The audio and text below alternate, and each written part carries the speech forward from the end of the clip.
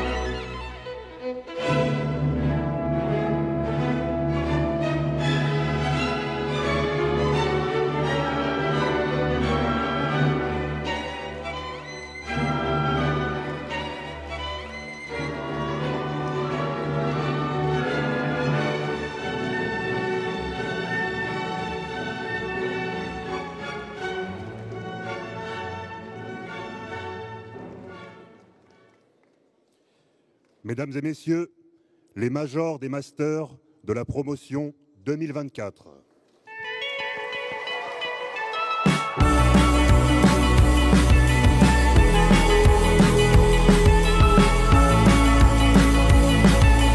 Holding me back, gravity's holding me back.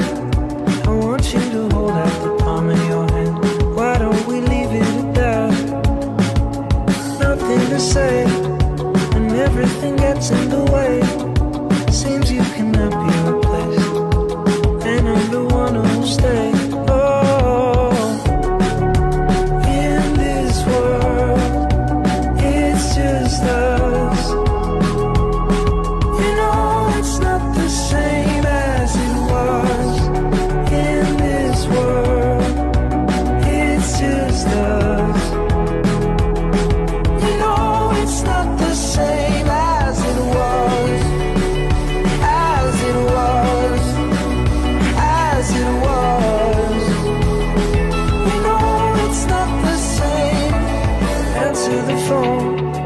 Harry, you're no good alone. Why are you sitting at home on the floor? What kind of pills are you on? Ringing the bell, and nobody's coming to help. Your daddy lives by himself. He just wants to know that you're well. Oh, in this world, it's just us. It's not the same as it was. In this world, it's just us. You know it's not the same as it was. As it was. As it was. You know it's not the same. Go home, get headlines, feed internet. I don't wanna talk about the way that it was.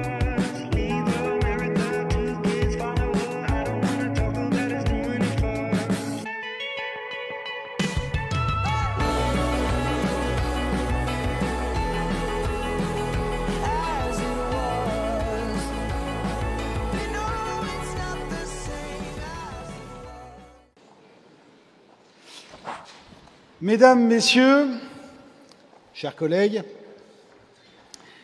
Chères étudiantes, chers étudiants, nous sommes à nouveau réunis ce soir dans le grand amphithéâtre d'Assas pour la traditionnelle soirée des Masters d'Assas et je suis une nouvelle fois très heureux de vous voir aussi nombreux dans ce grand amphithéâtre pour non seulement célébrer les majors des 90 masters ou presque de l'Université Paris-Panthéon-Assas, mais pour célébrer surtout à travers eux les masters de notre université et surtout tous ceux qui contribuent à un titre ou à un autre à les faire fonctionner chaque jour, à en faire la notoriété, à faire en sorte qu'ils permettent chaque année à leurs diplômés de s'insérer facilement dans la vie professionnelle à des niveaux de rémunération dont toutes les études montrent qu'ils sont très satisfaisants, sans doute parmi les meilleurs des diplômes comparables. Je le dis tous les ans, mais je ne me lasse pas de le dire, les masters de l'Université Paris-Panthéon-Assas sont la force de notre établissement et ils contribuent puissamment, chacun le sait, à la notoriété de notre université. Ils contribuent à la notoriété de l'université, ce qui ne va pas sans un certain nombre d'inconvénients, notamment le nombre de candidatures que nous recevons chaque année. Et en 2024, tout master confondu, nous avons reçu 62 253 candidatures, 62 253 candidatures pour 1864 places.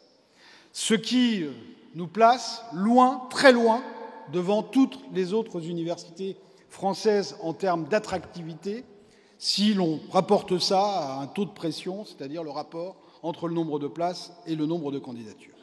Alors évidemment, cette attractivité, c'est à l'évidence un précieux actif et c'est la marque aussi du succès de notre université.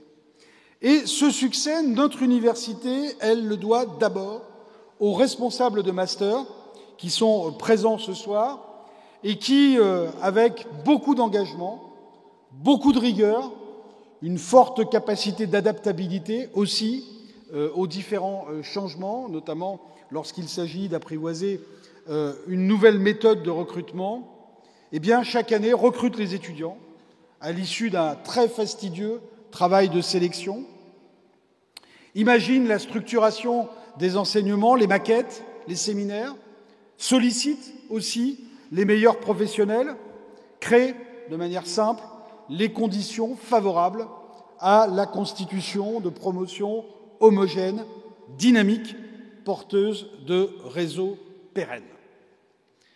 Ce succès, c'est également celui des personnels administratifs de l'université qui, même lorsque cela est difficile, eh bien, programment les enseignements dans un cadre très contraint en termes de place, organisent les examens, sont les relais scrupuleux entre l'université et la multitude de professionnels qui apportent leur contribution à chacun de nos diplômes.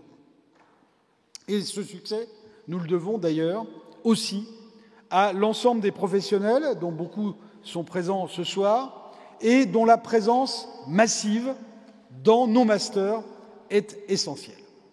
Et je voudrais y insister, cette présence des professionnels, elle concrétise aussi la conscience qu'ont les responsables de master, chacun en ce qui les concerne, de l'importance cruciale de cette expertise, de l'importance cruciale de l'expertise de ces professionnels dans la formation de nos étudiants, qu'ils se dirigent d'ailleurs, peu importe, vers des carrières dites de praticiens ou vers des carrières universitaires.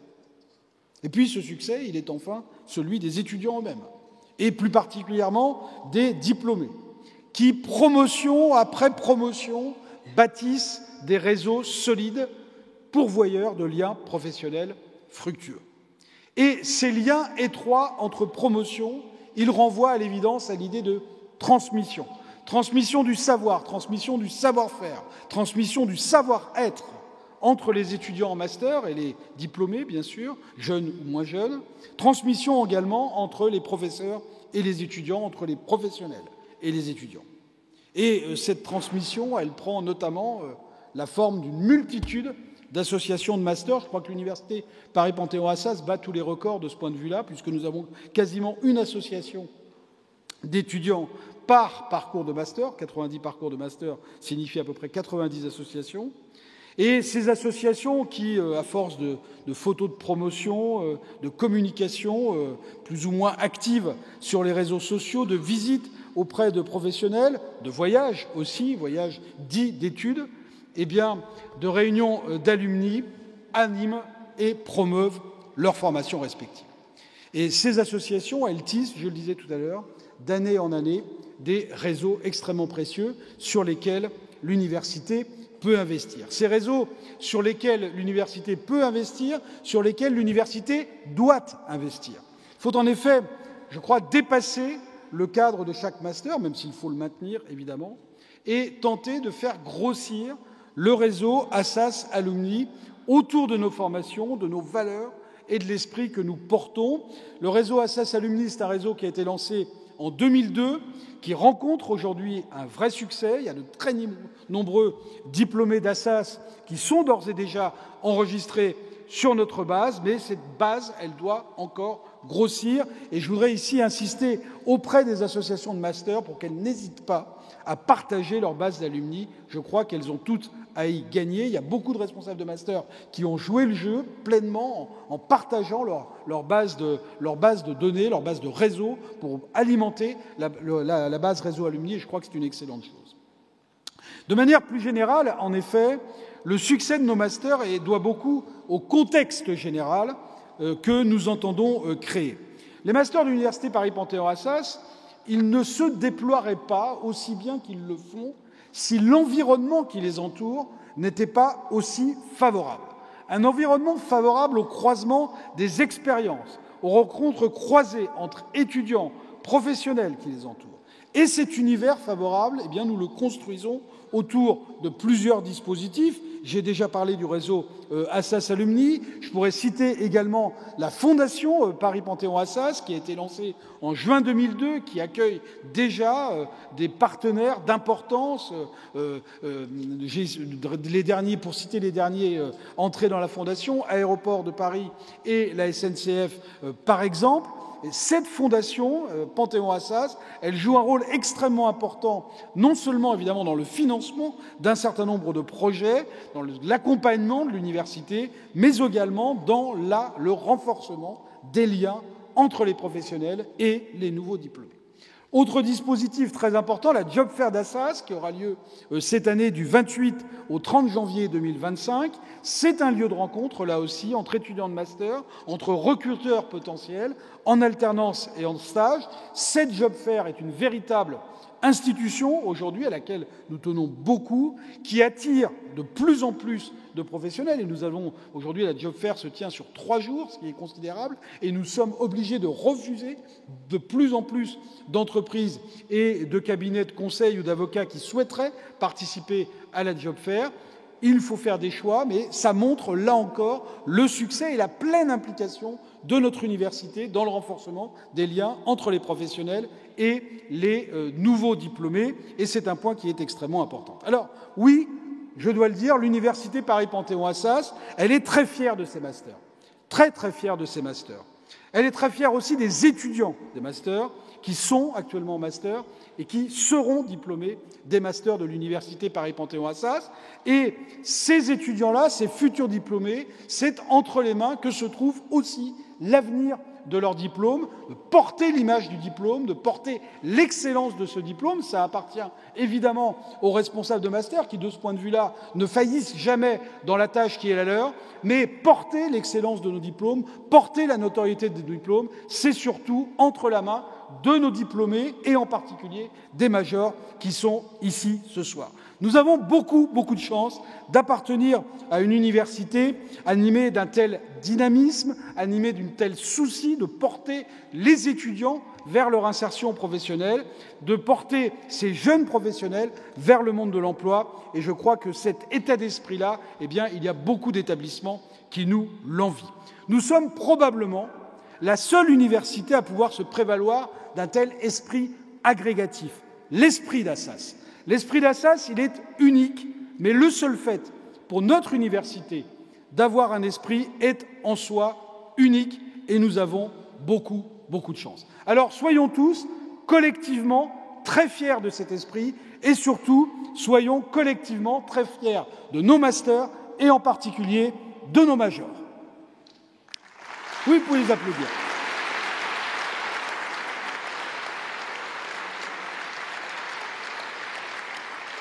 Alors, bravo à nos majors, bravo à nos masters, vive l'Université Paris-Panthéon-Assas, et je crois que je laisse maintenant la parole à... Voilà, très bien. Bravo à tous, merci.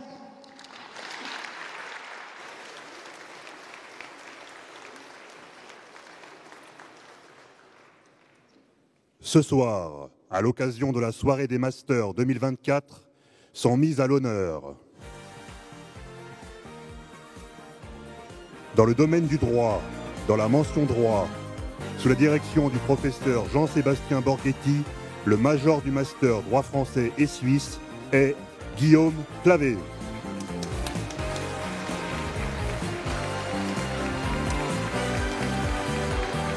Sous la direction des professeurs Marie-Hélène Montserrier-Bon et Emmanuel Chevreau, le majeur du master droit français et étranger est Audrey Hamel.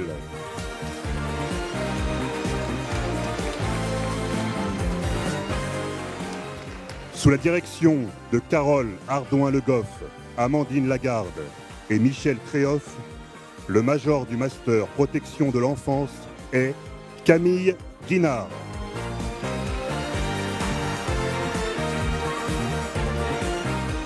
Dans la mention droit privé, sous la direction du professeur Louis Davout, le major du master contentieux international privé est Fanny Huette.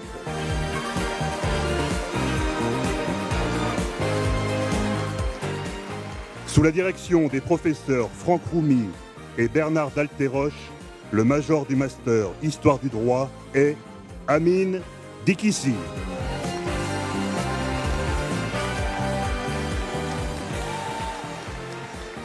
Sous la direction des professeurs Jean-Jacques Anceau et Jean-Sébastien Borghetti, le major du master ingénierie contractuelle droit civil économique est Émilie Burdanoglu.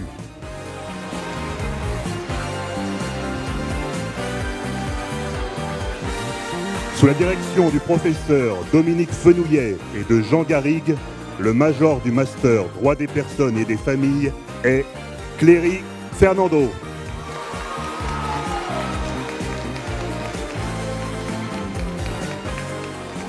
Dans la mention droit public, sous la direction du professeur Bernard Seillet, le major du master droit public approfondi est Robin Delcourt.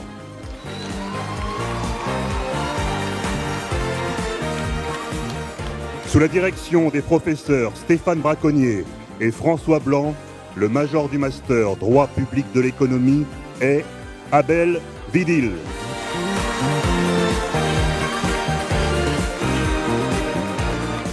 Sous la direction de Benoît Apolis, le major du master droit sanitaire et social est Manon Leuillet.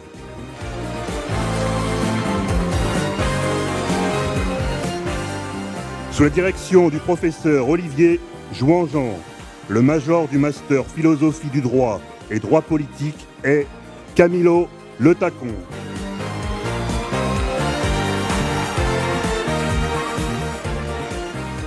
Sous la direction du professeur Cécile Bargue, le major du master concours A+, est Maximilien Claude.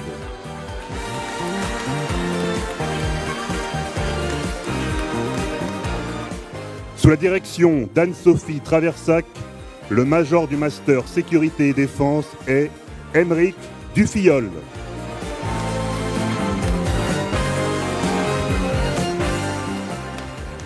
Sous la direction du professeur Dominique Chagnolo de Sabouret et de Benoît Montet, le major du master vie publique et relations institutionnelles est Thomas Drouet.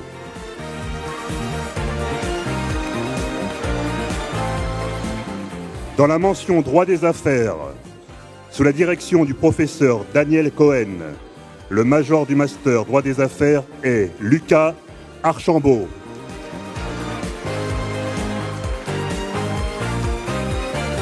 Sous la direction du professeur Stéphane Torque, le major du master droit des affaires et fiscalité est Julien Molina.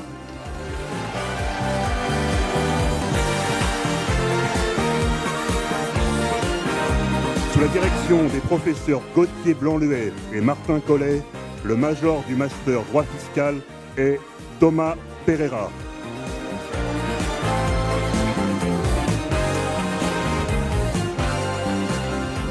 Sous la direction des professeurs Gauthier Blanc-Luet et Martin Collet, le major du master fiscalité internationale est Paul Fink.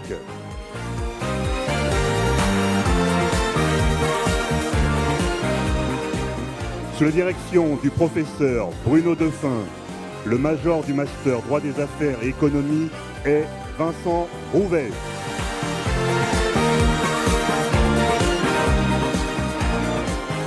Sous la direction des professeurs Jérôme Duval-Hamel et Caroline Coupet, le major du master droit des affaires et management MBA est Tania Guerra.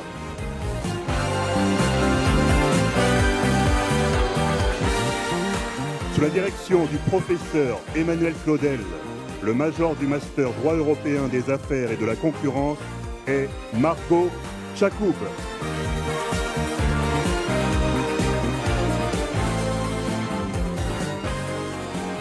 Sous la direction de Claire Crépet-Desgremont, le major du master droit privé et public des affaires est Benoît Herry.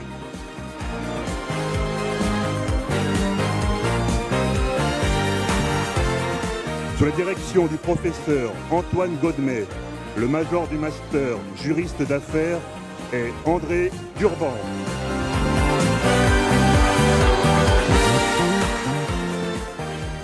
Sous la direction des professeurs Marie Caffin-Moy et Gauthier Blanc-Luet, le major du master droit et fiscalité de l'entreprise est Antoine Lévy.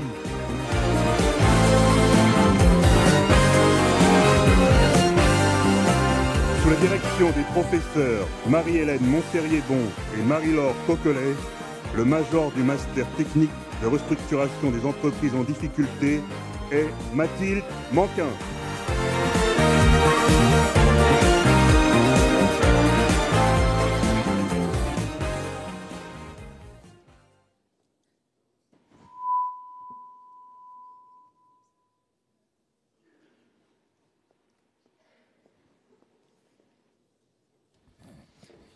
Alors, comme je le disais tout à l'heure, la soirée des masters est l'occasion de manifester l'étroitesse des liens entre les milieux professionnels et nos jeunes diplômés. C'est aussi l'occasion de célébrer l'esprit de transmission à laquelle je faisais référence tout à l'heure. Et donc, nous avons réuni ce soir un certain nombre de nos alumni, jeunes ou moins jeunes d'ailleurs, de toutes générations confondues, pour marquer cet esprit de transmission.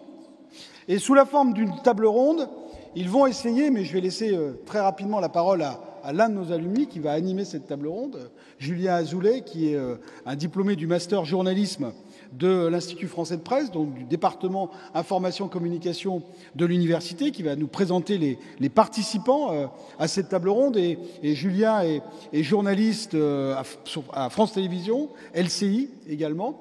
Et il a accepté, je le remercie très sincèrement, d'animer cette table ronde. L'idée, c'est de demander à nos alumni, qui sont issus de différents diplômes de l'université, eh bien, quel regard ils portent sur le monde contemporain, parce que nous intervenons, nos disciplines, les disciplines de l'université sont des disciplines qui sont très en prise avec les grands enjeux du monde contemporain, comme on dit aujourd'hui, le droit, évidemment, les sciences de l'information et de la communication, l'économie, les sciences de gestion, sont des disciplines qui sont très en prise avec ces grands enjeux-là. Et donc, l'idée, c'était de demander à nos alumni qui ont accepté notre invitation, et je les en remercie très sincèrement, eh bien, quel regard ils portent sur ces grands enjeux. Et donc, je laisse la parole pour une première séquence, puisqu'il y aura 2 séquences, c'est ça, à Julien Azoulay. Merci beaucoup.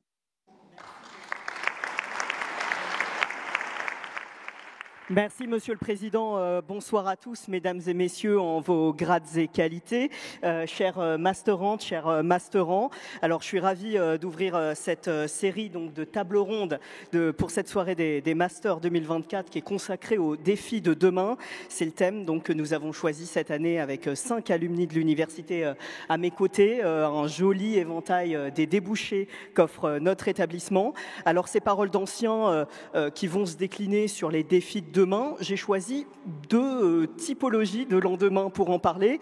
Première table ronde, ce sera le demain de notre monde, un demain à moyen voire à long terme où nous allons nous attacher à comprendre leur regard sur les enjeux du monde contemporain. Et puis dans une deuxième table ronde, un demain très proche, votre demain à vous, chers masterantes, chers masterants, où celles et ceux qui sont sur scène, finalement, nous partagerons à travers les lunettes qui sont les leurs, eh bien, quels ont été leurs défis, quels ont été les apprentissages de leur vie professionnelle et que vous pourrez mettre à profit. Alors ce soir, il y a beaucoup de touche à tout hein, sur cette scène.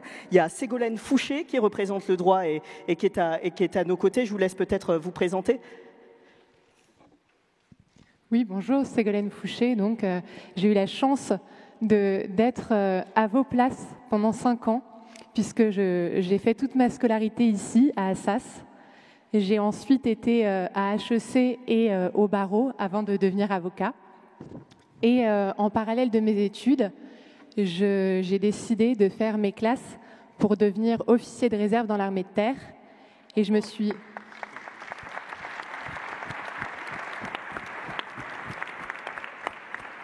Et je me suis également investie dans mon arrondissement jusqu'à avoir l'opportunité de devenir adjointe au maire du 15e arrondissement de Paris. Barthélémy Imbaud, bonsoir. Vous représentez également le droit. Bonsoir à tous, merci Julien. Effectivement, je représente le droit parce que je suis un diplômé du master du président droit public de l'économie. J'ai été diplômé il y a une dizaine d'années. J'ai ensuite exercé la profession d'avocat dans des cabinets d'affaires pendant à peu près 10 ans et j'ai rejoint il y a un peu moins de 6 ans maintenant le comité d'organisation des Jeux Olympiques et Paralympiques où j'ai exercé la responsabilité de directeur juridique adjoint pendant 5 ans et depuis le mois de janvier dernier, j'ai pris des fonctions opérationnelles dans la perspective des Jeux où j'ai été directeur de 2 sites olympiques, l'Arena de Bercy et l'Arena La Chapelle. Natalia Ivanitska-Demold, vous représentez ce soir l'économie parmi nous. Oui, bonjour à tous. Donc, je suis Natalia Ivanitska-Demold et je suis avocate. J'ai essayé de dévier un petit peu mon parcours professionnel et exercer en économie, mais la vie fait que je suis revenue dans la profession d'avocate et c'est grâce justement au master économie et droit. Parce que j'ai commencé ma vie professionnelle en Ukraine, donc je suis ukrainienne, franco-ukrainienne maintenant. Et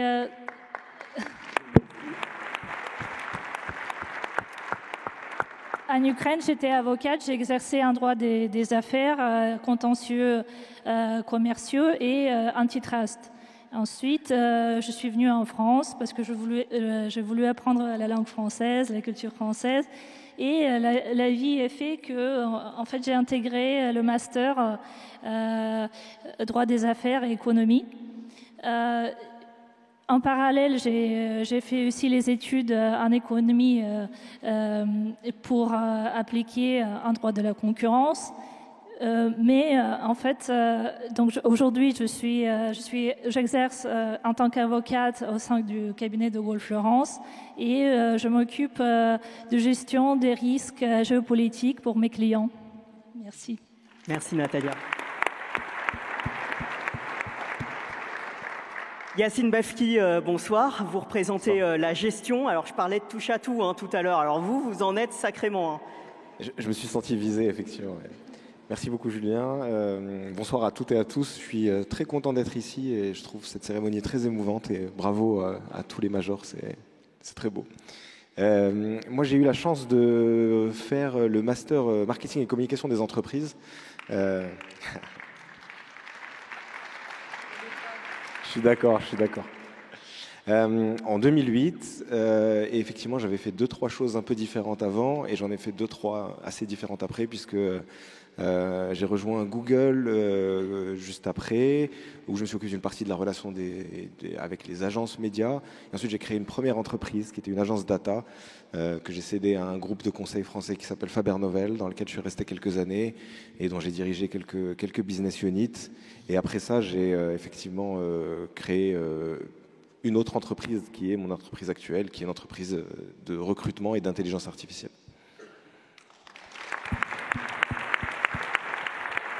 Bruno Jeudi, bonsoir. Pour l'information et communication, on est deux alumni du Master Journalisme ici ce soir. Bon, Bruno Jeudi, faut-il encore vous présenter? On vous lit, on vous regarde, on vous écoute sur les coulisses de la politique notamment. Merci Julien. Bonsoir à tous. Félicitations aux étudiants. Je n'étais pratiquement pas revenu depuis 36 ans dans cet endroit, puisque je suis un vieux diplômé de l'autre siècle. J'ai fait un master de journaliste comme Julien. Et ensuite, j'ai roulé ma bosse dans les médias, 3 quotidiens, 3 hebdomadaires, 3 télévisions. Mais ce qui me tient le plus à cœur, c'est que finalement, ici, j'ai appris à avoir les idées claires. Et ça m'a conduit presque à la fin de ma carrière à créer un journal. Et ça, c'est une assez grande fierté. Et ça renvoie un peu presque aux journaux écoles que je faisais quand j'étais ici il y a plus de 3 décennies. Bonne soirée à tous. Et justement, Bruno, j'aimerais bien commencer avec vous, puisqu'en tant que journaliste, nous sommes de ceux qui mettent en récit les enjeux, souvent complexes, du monde qui nous entoure et dont nous allons parler ce soir. Et vous, ces enjeux, vous les mettez en mots depuis septembre 2023, où vous avez lancé la Tribune Dimanche. Alors, on sait, les débats ici qui scandent les travées d'Assas et notamment de l'Institut français de presse sur l'érosion du lectorat de la presse écrite. Eh bien, pourtant, vous avez lancé un journal. Comment est-ce qu'on en arrive à faire ce pari que d'aucuns pourraient qualifier de paradoxal, de lancer un titre de presse écrite en 2023, la Tribune Dimanche, donc? Oui, c'est assez fou. En 2023, il y a un actionnaire, un milliardaire, j'en avais jamais rencontré de près dans ma vie, j'avais jamais travaillé avec eux, et il lui a pris l'idée de créer un journal, et plutôt que créer une plateforme numérique, ce qui maintenant est devenu le commun, et sans doute beaucoup de gens ne lisent plus que des journaux en numérique. En 2023, il est apparu que pour créer un journal dominical, pour aller en concurrence en plus d'un marché qui était déjà bien encombré, eh bien, il fallait encore passer par le papier et le numérique. Finalement, on est dans une situation encore un peu de transition entre le tout numérique et le tout papier qui est maintenant terminé, qui est révolu, qui est derrière nous. Mais c'est un peu l'idée qui a été choisie, que j'ai portée avec l'idée de créer... on n'avait pas créé de quotidien depuis 10 ans et un hebdomadaire depuis 5 ans. Et donc l'idée, c'était de lancer une marque qui évidemment ne perdurera que si elle trouve son débouché sur le numérique. Mais il a fallu encore passer par le papier. C'est un peu contre-intuitif, je suis d'accord, mais ça a permis sans doute d'abord de planter une marque et maintenant de la consolider. C'est l'objectif de la 2e saison de ce jeune journal, de cette jeune marque qui s'inscrit dans un paysage médiatique extrêmement chamboulé, chahuté, percuté aussi par les crises, la crise du papier, mais aussi la crise des contenus, la crise née aussi évidemment de la concurrence des GAFAM. Et l'idée qu'on a avec ce titre, qui reste modeste, c'est un titre papier dominical, national. On a voulu porter quelque chose qui tourne autour de 4 mots, la ligne éditoriale de ce journal, qui est défendre la nuance dans un monde où on préfère le clash, le buzz, le clic à tout prix.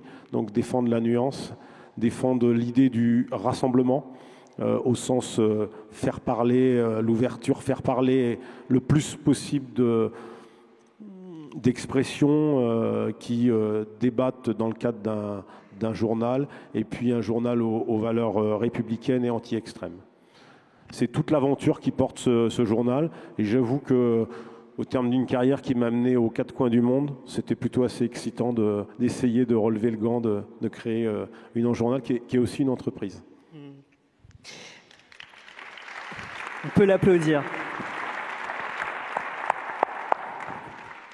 Et justement, je vous posais cette question parce qu'on sait les usages informationnels traditionnels font l'objet d'une concurrence, d'une prédation de plus en plus féroce par les acteurs du numérique. Et là, je me tourne vers vous, Yacine Belfki. On va pouvoir aborder le défi qui nous percute de plein fouet et qui percute aussi le monde universitaire. C'est celui de l'IA. Alors, vous êtes passé chez Google, comme un certain Kai-Fu Lee, qui est un des experts mondiaux les plus reconnus sur l'intelligence artificielle, qui a commis un ouvrage dont le titre est assez clair, l'IA, la plus grande mutation de l'histoire. Est-ce que vous diriez comme lui que l'IA est la plus grande mutation de l'histoire ? Évidemment, c'est difficile de prédire des choses aussi tôt, à un âge aussi jeune pour elle, mais j'ai l'impression que ça n'aurait pas de sens d'imaginer que c'est moins important qu'Internet. Dans la mesure où c'est quelque chose qui impacte la totalité de notre vie, là où des révolutions qu'on a connues il y a quelque temps, comme la crypto, la blockchain, etc., sont restées silotées et on avait la possibilité de les imaginer uniquement à certains endroits de notre vie. Et d'ailleurs, on en a la preuve, même si le bull run actuel du Bitcoin fait penser l'inverse à certaines personnes, c'est quand même très contraint.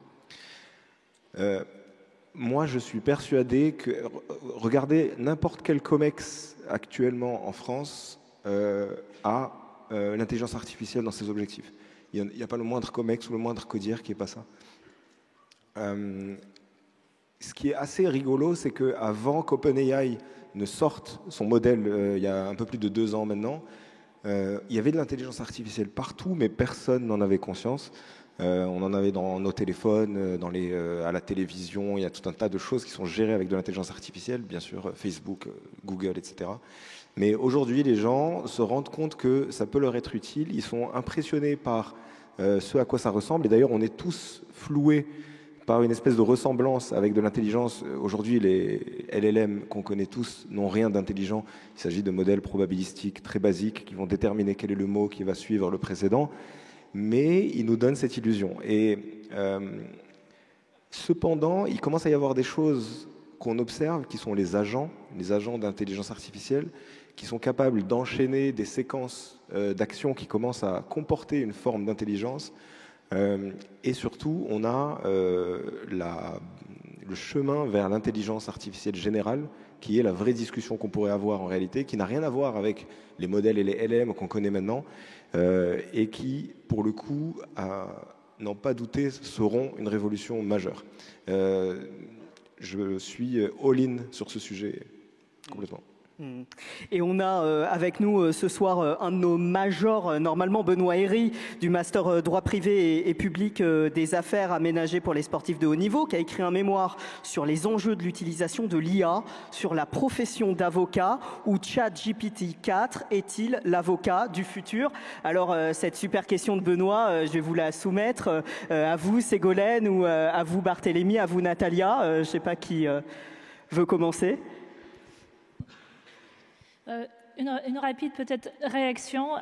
Dans notre cabinet, en effet, on utilise énormément d'outils de recherche, d'analyse de base. Et donc, est-ce que ça peut remplacer un être humain, un vrai avocat? Je dirais que non. Parce qu'aujourd'hui, un vrai avocat, c'est un risk manager. Et il doit avoir une vision 360 sur tout ce qui se passe autour. Et nous avions juste une petite conversation avec la spécialiste avant notre table ronde. Aujourd'hui, il n'existe pas un tel outil qui peut générer la réponse globale sur les risques vraiment complexes, comme les risques géopolitiques, qui vraiment portent sur plusieurs domaines. Parce que l'être humain, il a aussi de l'intuition. Il a aussi une richesse culturelle. Il a aussi un regard qui va au-delà de simple génération des données ou les recherches. Donc, ma réponse, non. Et peut-être pour compléter ce point et vous donner un peu un éclairage par le prisme de l'organisation d'un événement comme celui des Jeux, l'IA et tous les outils informatiques qu'on peut avoir ont été précieux dans tout ce qu'on appelle maintenant le contract management et tous les métiers du contract management.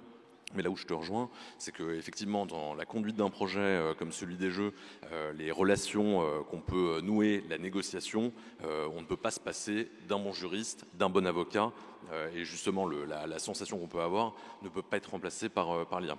Donc un outil précieux, mais pas encore essentiel à mon sens, en tout cas dans l'organisation des Jeux d'un point de vue juridique, c'est pas quelque chose qui a été déterminant. De mon côté, j'espère que non. En revanche, je suis preneuse du mémoire.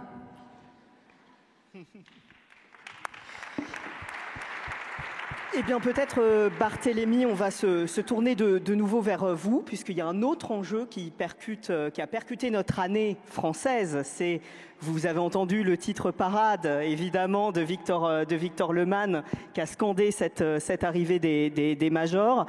Vous, votre défi de cette année, ça a été les Jeux Olympiques, puisque vous étiez donc, et vous êtes sur la fin là, directeur donc du département de droit public du COJOP Paris 2024. Finalement, vous avez accompagné le récit national là, un petit peu cette année. C'est un pari assez dingue. Alors, c'est vrai que c'est une année qui a été extrêmement riche. Moi, j'ai eu de la chance en plus de la vivre dans des fonctions opérationnelles où j'ai dirigé 2 sites olympiques. Pourquoi ? Parce que les 5 années qui ont précédé, j'étais à la direction juridique et on a pu conclure tous les contrats qui sont nécessaires pour que les 2 fois 2 semaines que tout le monde a vécu puissent se réaliser. Ça a été absolument passionnant en fait. Tout le voyage de l'organisation des Jeux qui monte en intensité avec le dénouement que tout le monde a pu vivre cet été et pour lequel on s'est employé en fait a duré longtemps, a été d'une intensité et d'un intérêt absolument fou pour un responsable juridique que j'étais, incroyable. L'environnement est très particulier, le volume de contrats à traiter est fou hein, pour qu'on se rende un peu compte de ce que représentent les Jeux. Les Jeux, c'est 42 championnats du monde au même endroit, au même moment. Pour vous donner un chiffre sur les contrats, la cérémonie d'ouverture, c'est plus de 2000 contrats conclus. Donc au total, on est sur les accréditations, on a conclu plus de 50 000 contrats, 2000 contrats avec les hôtels, tous les sites olympiques. Donc il y a une volumétrie qui est absolument unique et il y a une complexité qui l'est tout autant. Donc c'était un défi organisationnel très fort, mais juridique aussi, parce qu'on brossait absolument tous les champs du droit international dans nos rapports avec le CIO, avec le droit public qui m'est cher, avec le Code général de la propriété des personnes publiques ou le Code de la commande publique, parce que Paris 2024 était soumis au Code de la commande publique. Donc c'était extrêmement riche et un défi absolument essentiel. Et maintenant, il y a le défi, parce que c'est terminé, le défi de l'après et de l'héritage des Jeux, de l'héritage matériel avec les 2 infrastructures sportives et le village olympique qui restent et qui vont pouvoir animer les vies de quartier, mais surtout l'héritage matériel, c'est-à-dire le souvenir et l'empreinte que les Jeux vont laisser dans le récit national, pour reprendre ton expression, que ça soit dans la mise en lumière justement de toutes les problématiques d'accessibilité qui a été une réelle ambition via l'organisation des Jeux paralympiques qu'on a organisé pour la première fois, ou le développement de la pratique sportive qui était une cause nationale en 2024, dont on espère qu'elle va se poursuivre parce que c'est un vecteur de changement extrêmement fort. Donc le défi pour le comité d'organisation, c'est cet héritage aujourd'hui. Et la question ultime, très rapidement, est-ce que vous êtes prêt à remettre le paquet pour Alpes 2030 ? On va tous partir en vacances et on verra un peu après. Et puis Ségolène, très rapidement, et puis on aura le temps évidemment lors de la 2e table ronde, après la 2e salve de salutations à nos majors, de poursuivre ces échanges-là. Mais moi, je voulais vous poser une question sur la crise de confiance démocratique à laquelle la société française est en prise actuellement. Vous êtes élu local, vous êtes adjoint au maire du 15e arrondissement de Paris. Est-ce que le mandat d'élu local, Il a vocation à être comme ça aussi, comme c'est un élu de proximité. Il a vocation à être une des solutions, en tout cas, à cette crise de confiance, cette crise de la démocratie représentative, où parfois, on l'a vu dans le mouvement des Gilets jaunes, un des moteurs de la contestation était qu'on fustigeait des élites lointaines auxquelles on ne pouvait pas forcément s'adresser. Vous, les élus locaux, vous êtes à portée de baffe, si je paraphrase un président de la République. Je vais faire attention à moi alors. Plus sérieusement, quand je suis arrivée à la fac, j'étais sceptique sur la politique en général. Et j'ai eu la chance, en deuxième année de licence, de faire un stage auprès d'un député, un ancien champion olympique. Et je l'ai vu, jour après jour, mettre ces valeurs du sport au service de la politique. Et c'est à ce moment-là que j'ai compris qu'il y aurait toujours des hommes et des femmes qui aiment la France et qui seront prêts à répondre à l'appel. Donc concrètement, je compte sur vous parce que vous êtes la prochaine génération. Mais c'est vraiment cette conviction qui m'a poussée à m'investir dans mon arrondissement en tant qu'élu local, puisque, comme vous le disiez très bien, c'est ça un élu local, c'est être sur le terrain, sur les marchés, dans les conseils de quartier, pour vraiment écouter l'autre. Donc, je pense que l'écoute des besoins des citoyens et la poursuite d'un certain idéal pour la France sont les deux fondamentaux pour prendre toute action politique qui ait du sens. Merci Ségolène. Et sur ces mots, donc, on va conclure cette première table ronde pour la deuxième salve des majors, toujours sur parade de Victor Lemagne, parce que ce soir, c'est vous qui êtes sur le toit de l'Olympe, chers masterantes et masterants.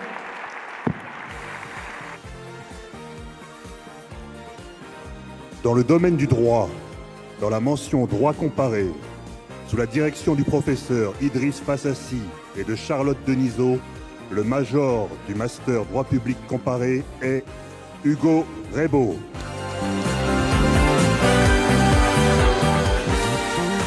Dans la mention droit de l'immobilier, sous la direction du professeur Charles Gisbert, le major du master droit immobilier de la construction est Guillaume Vorer.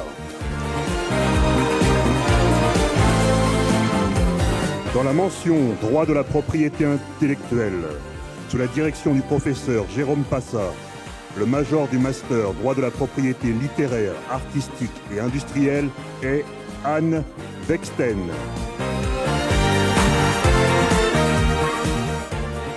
Sous la direction du professeur Jean-Christophe Gallou, le major du master propriété industrielle est Amélie Comte.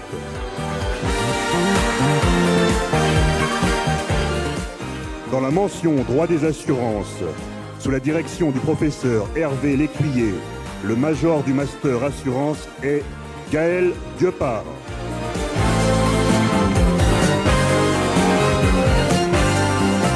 Dans la mention droit des collectivités territoriales, sous la direction de Delphine Burier et du professeur Gilles Guglielmi, le major du master juriste conseil des collectivités territoriales est Héloïse Baradel. Dans la mention droit du numérique, sous la direction du professeur Camille Broyel, le major du master droit des médias est Dalma Veller.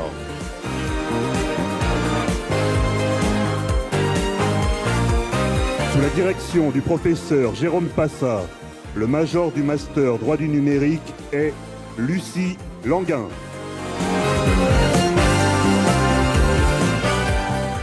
Dans la mention droit du patrimoine, sous la direction du professeur Sophie Godmet, le major du master gestion du patrimoine privé et professionnel est Louis Boquet.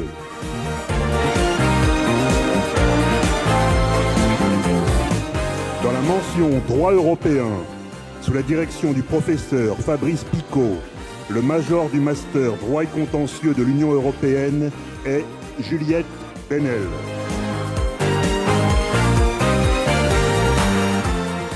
Sous la direction du professeur Francesco Martucci, le major du master droit européen du marché et de la régulation est Emma Moisson.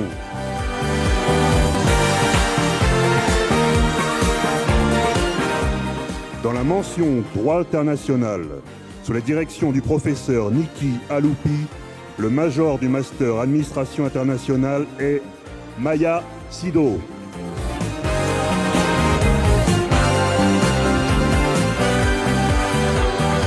Sous la direction du professeur Marie-Élodie Ancel, le major du master droit comparé des affaires est Elias Babchia.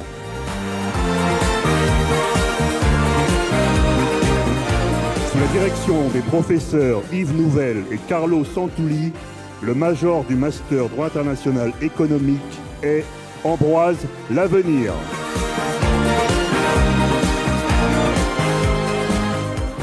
Sous la direction du professeur Louis Davout, le major du master droit international privé et du commerce international est Yulian Chetreanou.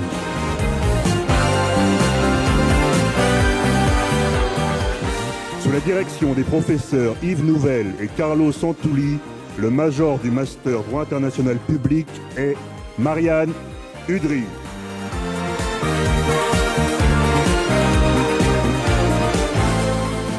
Dans la mention droit notarial, sous la direction du professeur Claude Brenner, le major du master droit notarial est Lucie Canu.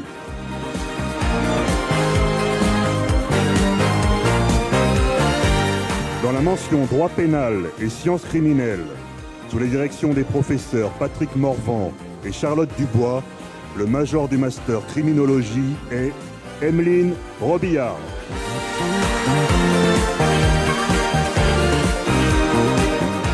Sous la direction des professeurs Agathe Lepage et Édouard Verny, le major du master droit pénal et procédure pénale est Charles-Henri Bertin.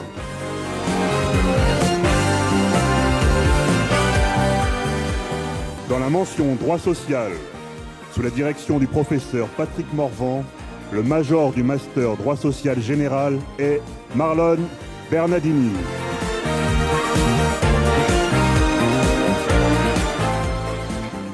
Sous la direction du professeur Julien Icard et du maître de conférence Émeric Janssen, le major du master protection sociale et rémunération est Marie Sanae Chikia.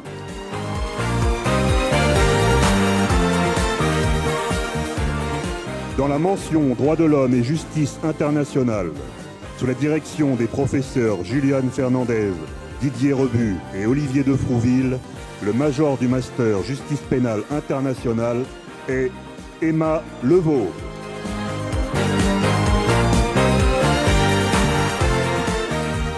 Dans la mention justice, procès et procédure, sous la direction du professeur Cécile Pérez, communication juridique, sociologie du droit et de la justice, est Mallory Trony.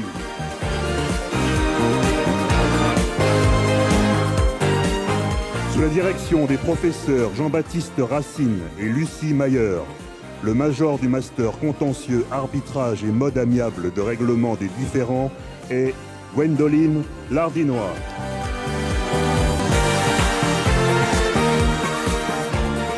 Sous la direction du professeur Cécile Chenet, le major du master justice et droit du procès est Tristan Planquet.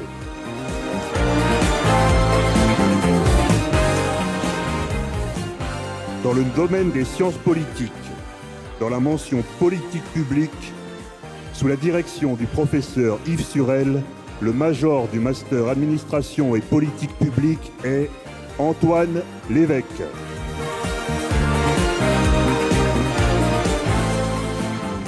Dans la mention relations internationales, sous la direction des professeurs Jean-Vincent Olindre et Laurent Trigeau, le major du master relations internationales est Victorine Remu. Sous la direction du professeur Jean-Jacques Roche, le major du master défense et dynamique industrielle est Pierre Monnier.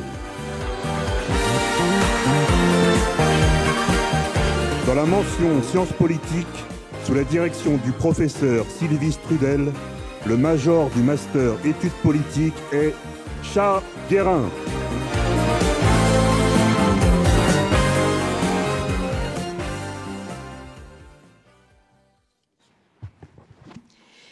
Et donc, retour sur la deuxième partie de cette table ronde et on va continuer sur, on félicite encore une fois tous nos masterantes et nos masterants, les majors de cette année 2024.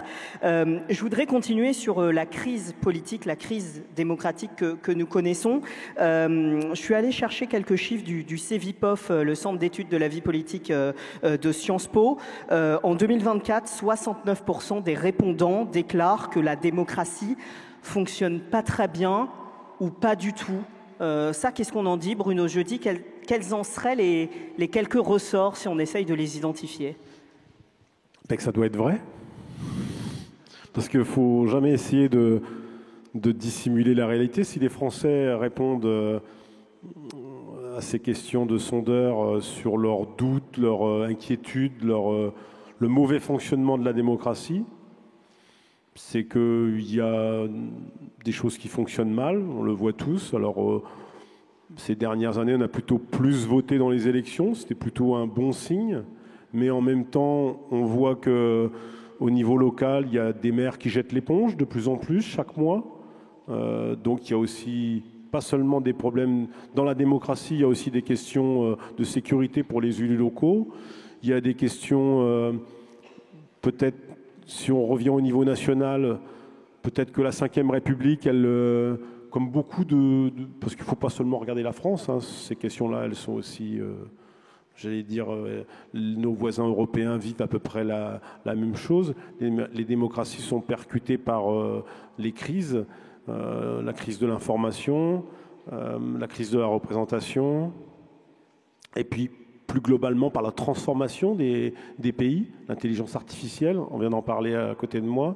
Tous ces éléments-là font que, au fond, nos petites crises politiques qui ont toujours existé dans l'histoire, elles s'amplifient parce que plus profondément, nos pays européens sont traversés par des crises qui sont plus globales, qui sont liées à la question, moi je pense encore une fois, importante de l'information, à la question importante de l'adaptation de notre civilisation à la crise climatique. Et tout ça arrive en même temps, au même moment, et transforme des inquiétudes séparées au départ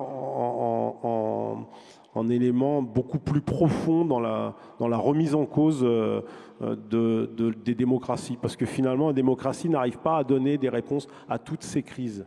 Alors peut-être qu'on attend trop des démocraties, peut-être que les citoyens sont trop impatients, peut-être qu'ils n'ont pas toutes les réponses immédiates, et peut-être qu'on attend trop des politiques. Et peut-être a fortiori dans des vieux pays démocratiques comme la France. L'État ne peut pas tout, pour paraphraser. Oui, mais on lui demande beaucoup. On lui demande beaucoup et les individus sont quelque part, on finit un peu peut-être par il y a une fatigue démocratique, on attend peut-être beaucoup et peut-être que nous-mêmes on se prend peut-être pas assez en main. Mais les peurs, elles sont là, les peurs, elles sont en train de coaguler et les démocraties sont fatiguées dans tout notre monde européen si on s'en tient à cette partie du globe. C'est pour ça que moi, je parle de ce que je connais le plus, c'est-à-dire l'information, et on voit bien qu'il y a un rapport à l'information qui devient vraiment extrêmement difficile. Et moi, si j'ai pu faire ce métier pendant plus de 3 décennies, je vois à quel point aujourd'hui on est challengé, remis en cause. Alors peut-être qu'on ne s'est pas assez remis en cause par le passé, peut-être qu'on n'est pas assez les yeux ouverts par rapport à ce qu'attendent les citoyens, mais la technologisation de notre métier n'a sans doute pas, on a sans doute raté des étapes. Et du coup, les citoyens se sentent de plus en plus éloignés par rapport à la société médiatique. Et du coup, on a peut-être plus ce rôle d'intermédiaire avec le monde politique. Et justement, vous, votre rôle, vous avez évolué vers un rôle d'éditorialiste. Comment est-ce que vous le voyez, ce rôle d'éditorialiste politique en 2024 ? Moi, je suis assez sévère avec la profession, globalement, vous l'avez compris. Je pense que on n'écoute pas assez les citoyens. On ne relaie peut-être pas assez suffisamment leurs inquiétudes, ou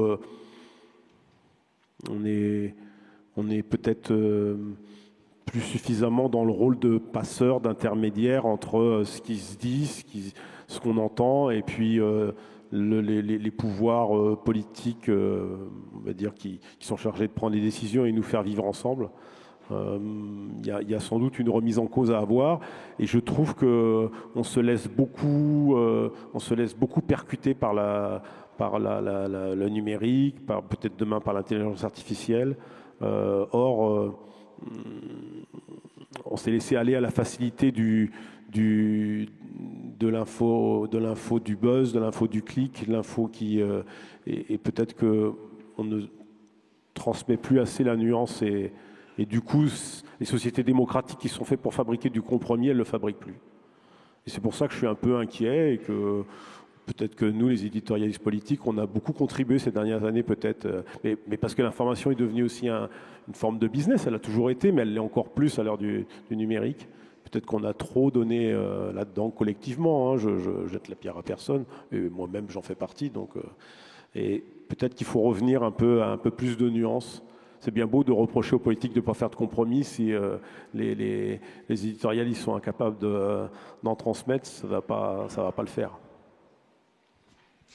Et cette information, elle met en mots, elle met en récit un autre enjeu. Le dernier enjeu que je voulais aborder avec vous ce soir, avant de basculer sur rapidement quelques conseils que peut-être chacun pourront esquisser pour la promotion 2024, c'est le défi géostratégique. On le sait, l'Europe, le retour du fait militaire. Et là, alors on parle de basculement du monde si on cite Keppel, on parle d'affolement du monde si on cite Thomas Gomard. En tout cas, le retour de la guerre, il est là, il est présent sur de multiples fronts. Face à cela, l'Europe, Jean Monnet avait dit que l'Europe se fera dans les crises. Là, c'est un bon moment pour l'Europe, et notamment pour les armées occidentales, de se préparer à la guerre. Est-ce qu'on a une armée, je vous pose la question à vous, la lieutenant de réserve, est-ce qu'on a une armée en France qui est là pour faire joli? Alors certes, on a des casernes, on a des véhicules, etc. Ou est-ce qu'on a une armée qui demain peut potentiellement être prête au combat? Ça peut être les deux. Bien sûr que l'armée est prête. Vous parliez du rôle de l'armée dans le monde d'aujourd'hui et a fortiori dans le monde de demain. Le rôle de l'armée dans le monde. Mais je pense qu'avant de parler du monde, il faut regarder le rôle de l'armée en France. En fait, la question, elle va plus loin. La question, c'est le lien entre l'armée et la nation, le lien armée-nation. Et le lien armée-nation, il n'est qu'une branche de la cohésion nationale. Et la cohésion nationale, elle est importante pour toutes les nations, parce que justement, si on n'est pas unis à l'intérieur, c'est très difficile d'avoir une place sur l'extérieur, d'agir, d'assumer un rôle au-delà de nos frontières. Et en cela, la réserve opérationnelle a toute sa place, puisque justement, elle permet ce lien entre l'armée et la nation. Donc ce soir, vraiment, je vous pose la question, réfléchissez tous à cet engagement dans la réserve opérationnelle. Pourquoi? Mais parce que justement, ça vous permet d'avoir à la fois un pied dans le monde militaire et un pied dans le monde civil. C'est une aventure humaine incroyable. Deuxième point, ça vous permet de servir la France, ce qui est plutôt sympa. Et puis troisième point, je pense que s'engager, c'est permettre à la France, on ne se rend pas compte à l'échelle de chaque individu, mais en fait, s'engager dans la réserve opérationnelle, c'est permettre par notre unité à la France de pouvoir assumer son rôle dans le monde. Et finalement, l'armée, c'est un des moyens qu'a la France pour accomplir sa mission dans le monde d'aujourd'hui et de demain. Natalia, ces enjeux géostratégiques, vous les côtoyez au quotidien dans votre profession d'avocat, puisque vous êtes spécialisé en contentieux commercial, en relations internationales. Vous êtes spécialisé sur les sanctions économiques. Vous vouliez ajouter quelque chose à ce que disait Ségolène, peut-être par rapport justement à l'application de ces sanctions économiques. On sait qu'on en applique à qui vis-à-vis de l'Iran, à qui vis-à-vis de la Russie.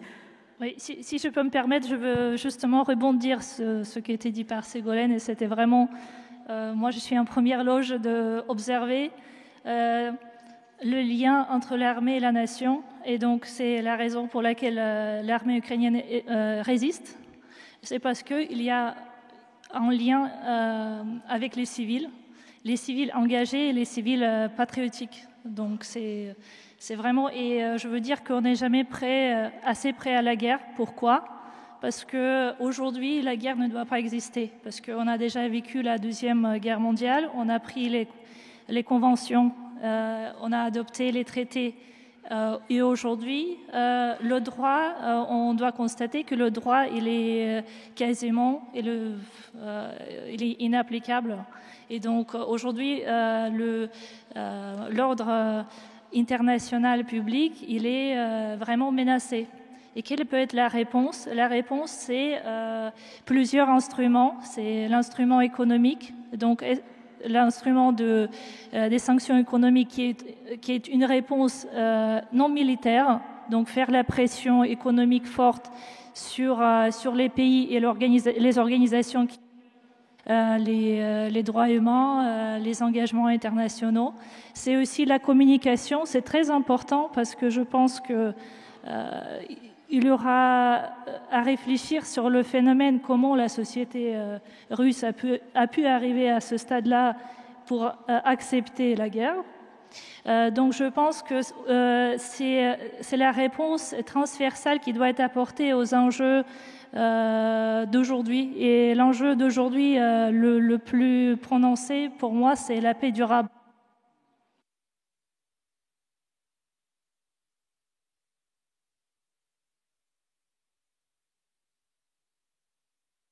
Sous l'aspect cybernétique de la cyberguerre, Yacine, puisque c'est cette guerre hybride à armes couvertes, je dirais, que nous mène aujourd'hui déjà la Russie. On le voit dans les fake news, par exemple, dans les attaques informatiques qui visent des grands groupes commerciaux, des fleurons de notre industrie. Est-ce qu'on a les moyens c'est une question plutôt économique, mais qui rejoint le monde de l'IA. Est-ce qu'on a les moyens de faire émerger demain un champion européen, un champion occidental du numérique, de l'IA? On voit Qtao de Xavier Niel, on voit Mistral AI, mais est-ce que demain on en aura d'autres, des grands champions? On est tout le temps, comment dirais-je, condamné à courir comme ça derrière les Américains. Oui, c'est une excellente question. Pour reboucler effectivement avec le sujet précédent, on a appris ça en master, je pense, à l'époque. On est sur une multiplication des espaces publics. Les médias, il y a quelques années, il y avait une chaîne, 2 chaînes, 3 chaînes, quelques grands journaux, et on pouvait... certains pensaient qu'il y avait de la manipulation, potentiellement, mais c'était visible, et on n'était pas sur cette multiplication d'espaces publics où aujourd'hui il peut y avoir le fameux many to many, il peut y avoir autant de personnes qui deviennent des médias qu'il y a de personnes. Et je pense que ça, c'est un grand catalyseur de démocratie, puisque aujourd'hui tout le monde peut donner son avis. Néanmoins, c'est un risque immense à partir du moment où il y a un déséquilibre entre l'éducation des gens et leur capacité à déceler le vrai du faux, ou en tout cas à lire la nuance. Et je pense qu'on est dans cette situation. Et j'ai pas d'avis sur est-ce que c'est mieux ou est-ce que c'est moins bien, mais en tout cas, je sais que c'est un risque qui est amplifié par l'intelligence artificielle grandement. Le contenu sur Internet généré par l'intelligence artificielle va dépasser largement celui qui est créé par des humains dans quelques temps, si ce n'est pas déjà le cas. On n'a pas de chiffres très précis là-dessus, mais je pense que notre salut est dans l'éducation et pas dans le contrôle, parce qu'on n'aura jamais la possibilité de gagner cette guerre, je pense. Pour répondre plus précisément sur la question de est-ce qu'on est capable d'avoir un géant type GAFA pour aller concurrencer les États-Unis ou la Chine. Je ne suis pas très optimiste, pour être sincère. C'est un sujet de financement, évidemment, d'abord. C'est un sujet de régulation. La régulation a beaucoup de vertus, mais elle a les désavantages de ces vertus. C'est une entrave à l'innovation. On le voit avec beaucoup de choses. L'AI Act a plein de côtés positifs. Et à côté de ça, on a la Chine qui développe des modèles en n'ayant aucune réflexion de ce type-là. Et malheureusement, quand ils auront beaucoup avancé, on sera un peu obligé de courir après et d'essayer de recoller un certain nombre de morceaux. Donc ma réponse ne sera pas celle de l'optimisme, malheureusement, à ce sujet. On parlait d'éducation avec vous, Yacine. On est dans le temple de l'éducation ce soir à l'université Panthéon-Assas. Je voudrais maintenant qu'on aborde une autre partie de cette table ronde qui serait finalement des conseils qu'on pourrait esquisser à la promotion sortante 2024. Barthélémy Imbaud, pour pas trahir nos conversations, on disait hier que pour vous, l'université était comme une boîte à outils, des outils qui vous ont été dispensés tout au long de votre scolarité afin de pouvoir mieux cerner les enjeux d'un monde complexe et surtout d'être adaptable, parce que quand on est au COJO, qu'on finalement porte au nu un tel événement planétaire, finalement on part de rien, on part de zéro, d'une feuille blanche. Assas vous a donné les clés pour cerner ces enjeux. C'est vrai que quand on a échangé avec Julien sur les conseils à prodiguer aux étudiants, la première réflexion qui était la mienne était celle-ci, et de façon assez certaine. C'est que le bagage académique, universitaire qui est donné par Assas en master est absolument essentiel pour appréhender tous les défis du monde auquel les étudiants vont être confrontés. Un monde qui s'accélère, on l'a vu, qui peut être assez anxiogène. Et moi, le message que j'avais envie de faire passer à tous les étudiants, c'est ayez confiance. Ayez confiance dans ce bagage qui va vous permettre d'affronter ce monde protéiforme qui change, qui va très vite, qui peut faire un peu peur par moment parce que vous êtes outillé pour. Et pour donner un peu de résonance à mon propos, moi ça a été le cas. J'ai un cursus assez classique en fin de compte de juriste, publiciste qui a été avocat. Je me suis retrouvé au cœur d'un projet, je ne savais pas trop de quoi il en retournait quand je suis arrivé, qui était très rapide, complexe, énorme. Et c'est grâce aux enseignements qui m'ont été prodigués que j'ai réussi à m'adapter dans ce milieu-là. Et je pense que chacun, dans son master, dans son domaine de spécialité, va être confronté à des enjeux importants, en plus des enjeux sociétaux, internationaux qu'on a pu évoquer, et qui sera à même d'y répondre grâce à sa formation. Vous, Ségolène, ce que vous aviez envie de partager avec les étudiants ce soir, c'est... vous allez rencontrer des murs dans votre vie professionnelle. Eh ben, c'est pas grave, prenez-les, puisque ça aboutira toujours sur des portes à un moment donné, et des portes ouvertes. Oui, tout à fait. Moi, vraiment, l'idée que j'avais envie de vous partager, c'est prendre des risques, oser et persévérer. Alors là, c'est dit de façon très théorique, mais donc je vais peut-être vous donner quelques exemples. Oser d'abord, oser toujours, oser tout le temps, oser partout. Parce qu'en fait, vous n'avez rien à perdre en fait à oser. Je vais vous donner un exemple. Quand j'étais en Master 1, donc pas très loin des gens qui sont en Master 2 aujourd'hui, il y avait un concours inter-Master 1 de plaidoirie auquel j'ai participé. Et lors de la finale, il y avait dans le jury l'ancien président de la première chambre civile de la Cour de cassation. Et donc, à la fin, pendant le cocktail, entre deux coupes de champagne, je suis allée le voir et je lui ai demandé un stage. Alors non, ça ne m'a pas évité les 3 entretiens que j'ai dû passer pour avoir le stage, mais en revanche, oui, sans cette rencontre, sans cet échange, j'aurais jamais eu ce stage. Donc vraiment, oser. Oser, et puis deuxième chose, persévérer. Persévérer, comme tu le disais tout à l'heure, bien sûr, que vous allez essayer d'ouvrir 100, 200, 300 portes. Moi, je suis sortie de l'université, c'était le Covid, donc autant vous dire que les offres de stage et les offres d'emploi se faisaient rares. Mais persévérer parce que les 3-4 portes qui s'ouvriront, c'est les portes qui vous permettront de faire une carrière exceptionnelle. Alors, pour vous donner juste un exemple sur l'université, j'ai été recalée du collège de droit en L1. Je me suis accrochée, je l'ai retenté l'année d'après en L2.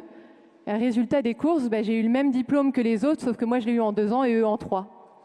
Donc vraiment, voilà, s'il y avait 2 choses à retenir.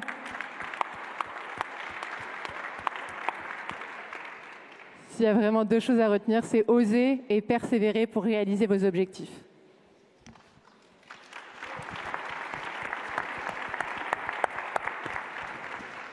Vous, Yacine, peut-être qu'on pourrait insister avec vous sur la force du réseau. Alors, pas que le réseau cyber, justement. Moi, j'ai rejoint le master marketing communication des entreprises. Quand j'ai postulé, j'ai vu qu'il y avait un voyage à New York. Et quand j'ai candidaté, j'ai compris qu'on était 1500 à candidater. Et donc, ça reprend un peu les statistiques que vous évoquiez. Et j'étais très heureux de faire ce master. Et effectivement, j'ai la force du réseau. C'est grâce à ce master que j'ai trouvé mon job chez Google.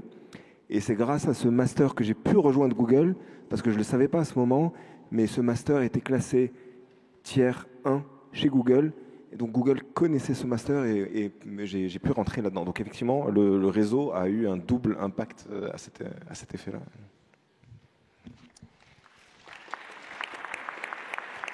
Vous, Natalia, vous êtes partie de Kiev, où vous avez donc exercé en ukrainien pendant 8 ans, c'est ça, avant de partir au King College de Londres, et puis désormais d'arriver, d'être venu à Assas et de faire du français votre langue que vous avez apprise à Londres, d'ailleurs.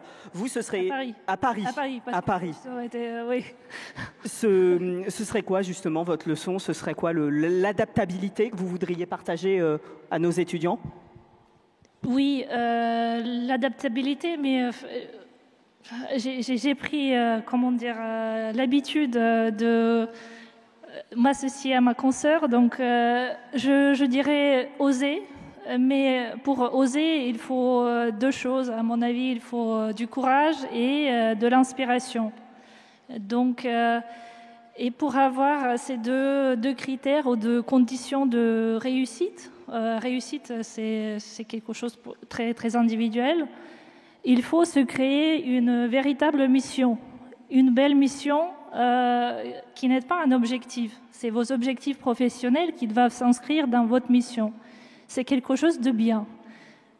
Voilà. Donc, qu'est-ce que vous pouvez apporter à la société, à votre patrie, à votre université, au monde entier? Voilà. C'est votre mission qui doit vous porter comme guide.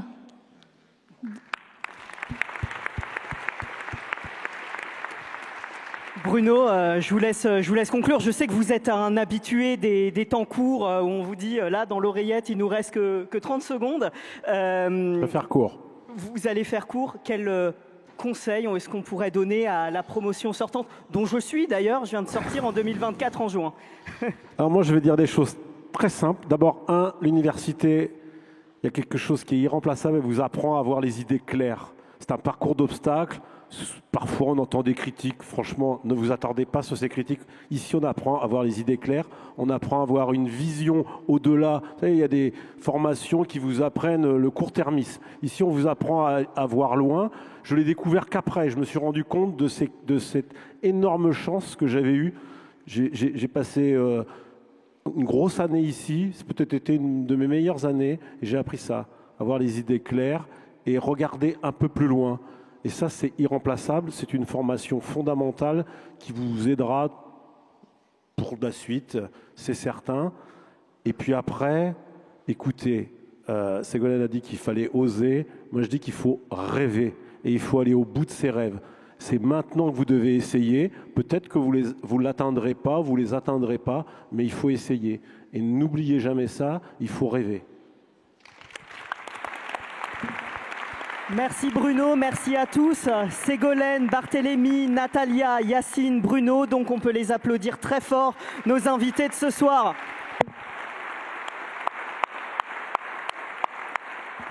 Et tout de suite, la dernière salve donc de major de cette année.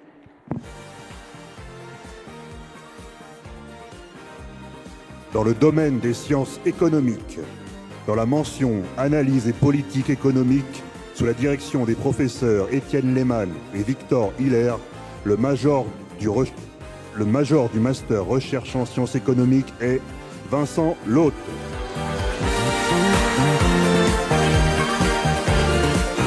Dans la mention économétrie statistique, sous la direction des professeurs Antoine Billot, Maria Rivki et Marianne Guille, le major du master ingénierie statistique et financière est Paul Mera.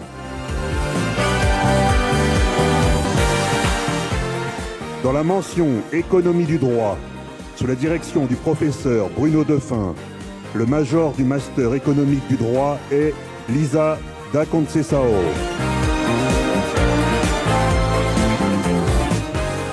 Dans la mention économique et management public, sous la direction du professeur Jean-Mercier Itier et de Bruno Jérôme, le major du master économie et management public est Valentin Michel.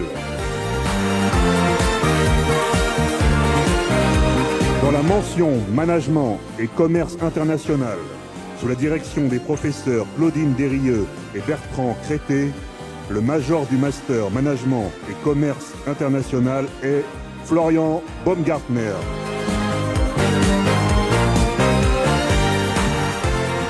Dans la mention monnaie, banque, finance, assurance, sous la direction du professeur Marianne Verdier, le major du master finance est Baptiste Vaitou. Sous la direction du professeur Sébastien Lotz, le major du master monnaie, banque, assurance est Farhan Khalid.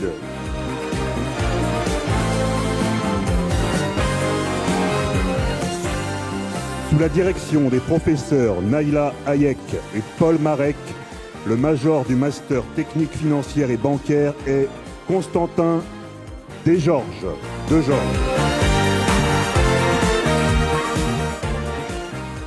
Dans le domaine des sciences de gestion, dans la mention entrepreneuriat et management de projet, sous la direction du professeur Martine Pelé, le major du master management stratégique et entrepreneuriat est Aliénor Dubreuil.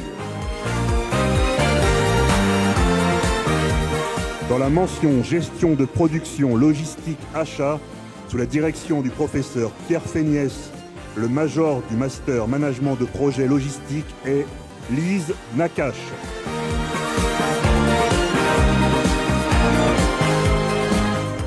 Sous la direction des professeurs Pierre Féniès et Valérie Dartou, le major du master Lean Management est Maël Montero.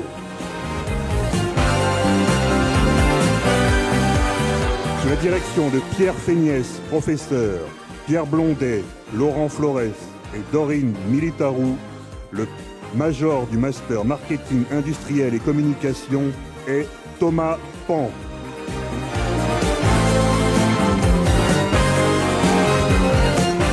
Sous la direction de Pierre Féniès, professeur, Rami Al-Kudari et Quentin Lefebvre, le major du master achat industriel responsable est Génie Paulmier.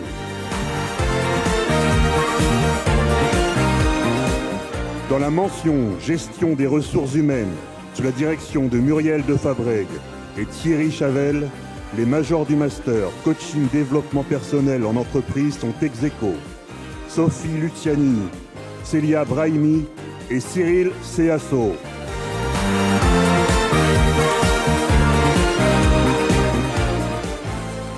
Sous la direction du professeur Étienne Maclouf, le major du master gestion des ressources humaines et relations du travail est Manon Briand.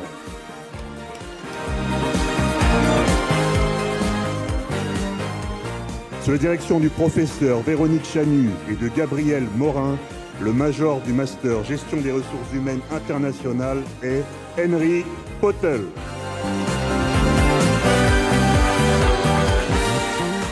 Dans la mention Management, sous la direction du professeur Nathalie Guibert, le major du master Conseil et recherche en organisation est Nassima Azzedine.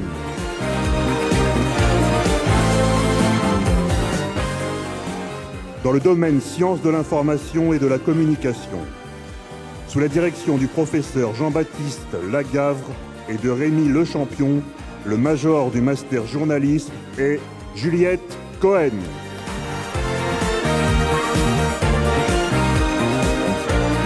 Sous la direction du professeur Fabrice Dalmeda, le major du master médias et mondialisation est Loubna Kaya Aoul.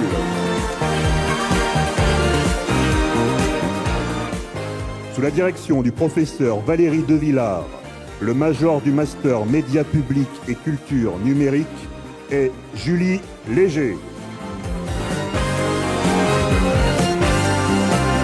Sous la direction des professeurs Valérie Devillard et Cécile Méadel, le major du master médias, communication et ville numérique est Zoé Gauthier.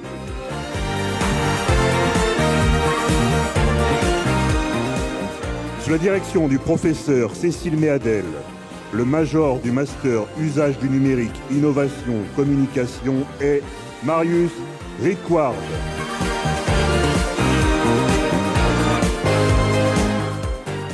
Sous la direction du professeur Nathalie Sonac, le major du master médias, communication et sport est Alessandro Gauthier.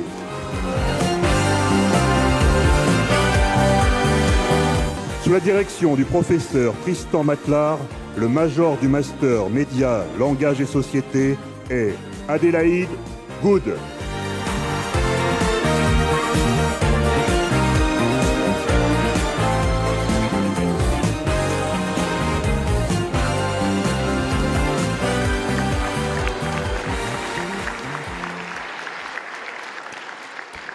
Bravo encore à tous nos majors et à toute la promotion 2004. Je crois que vous pouvez les applaudir une nouvelle fois.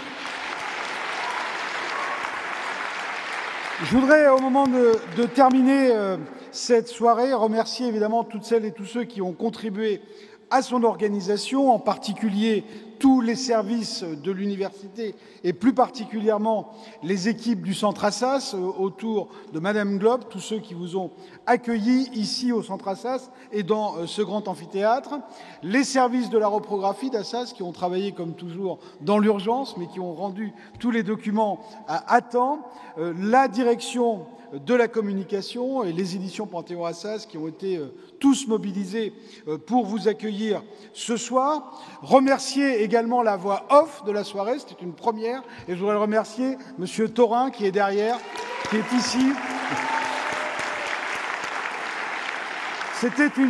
C'était une première cette année, comme chacun l'aura évidemment remarqué. Je voudrais signaler également, bien sûr, la présence ce soir du groupe des majors, de Assas Alumni, je l'ai cité tout à l'heure, d'Assas Junior Conseil, qui est présente tous les ans ici au Centre Assas pour la soirée des masters, et puis la Fondation Panthéon-Assas. Vous avez un QR code dans le petit livret qui vous a été distribué. N'hésitez pas à faire un don à la Fondation Panthéon-Assas, puisque notre fondation accompagne évidemment nos étudiants, pas seulement les étudiants de master, tous les étudiants de l'université, et accorde notamment un certain nombre de bourses à la mobilité internationale, permet également à des étudiants d'avoir des logements à la Cité internationale universitaire de Paris. Donc n'hésitez pas à soutenir l'action de la Fondation. Merci à toutes et à tous de votre présence. Bravo encore aux majors. Merci à Julien Azoulay d'avoir accepté d'animer cette table ronde qui était passionnante. Merci beaucoup. Et mais elle était passionnante aussi grâce à la présence de nos alumni. Je remercie encore de leur présence. Merci à toutes et à tous.